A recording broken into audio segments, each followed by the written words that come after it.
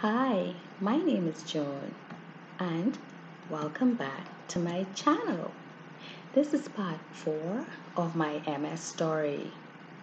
In my last story, I spoke about the uncommon side effect I experienced with the drug Lyrica, which were hallucinations and hostility. Once again, before I start my story, I just wanted you all to know that these are things I experienced during my 23-year journey.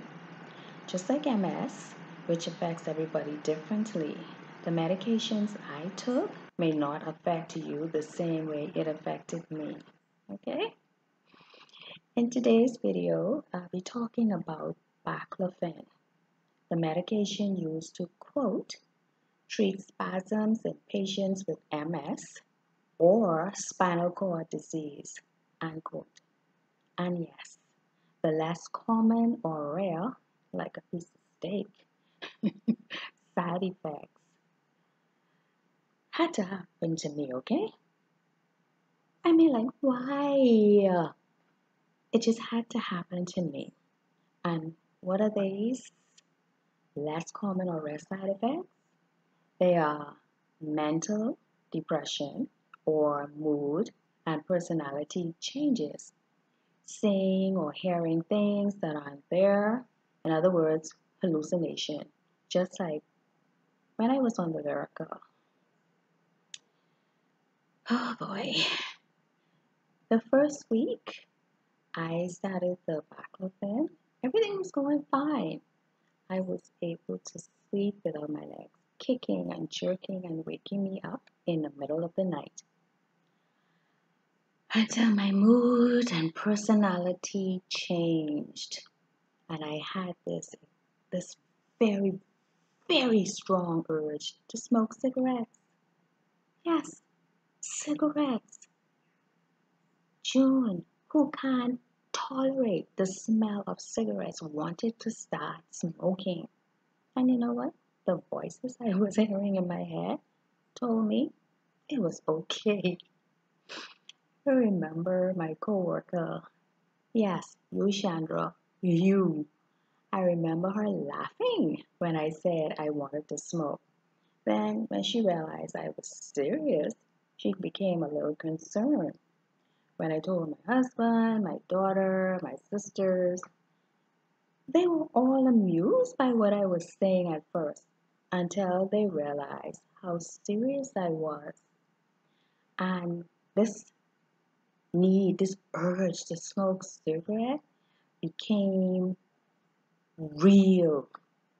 One day, I went to Lowe's Pharmacy and I was looking, I didn't see any, so I thought like other things they keep behind the counter.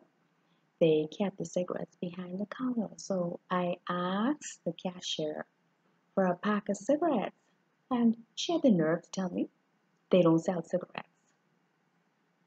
Really? What do you mean you don't sell cigarettes? You sell everything else? Why not cigarettes? You know, I went ballistic in there, okay? I went ballistic. I mean, you sell everything else, you know? What is wrong with your not, why not sell cigarettes? Oh boy. I turned and left when I saw security walking toward me. Yes, they called security. They actually called security for me, okay? That's how badly I was acting. I don't know if the whispering I was hearing were the people in the store talking about me or the voices I kept hearing in my head, but all I know is I was angry. When I went outside in the parking lot in my car, there was this gentleman parked beside me, and that was like the icing on the cake. Because what was he doing in the car? You guessed it. Smoking a cigarette. I was so angry when I pulled out of the parking lot at Lowe's Pharmacy. I drove like a demon possessed person on the Eastern Road. Then I felt like my Grammy's calming presence. So I drove to Montague Beach where I wept like a baby. I I didn't cry because I couldn't get the cigarettes, right? But I cried because I didn't know what was happening to me again. And I don't know, I couldn't understand why my body was reacting the way that it did to the different medication, you know? And then also, I was upset with myself because I have never acted disrespectfully in public. In fact, I've never acted disrespectfully, period. That's not me, that's not my nature. So for me to have been rude to the point whereby they called security for me, that was very upsetting. That's very upsetting. But while I was sitting there, my phone rang. It was my husband, so he wanted to know where I was, what I was doing. Yes, Raquel, I know it was you who told your daddy I was looking for cigarettes. Yeah, I know it was you. Mm-hmm. It was you. He he calmed me down further, so he thought.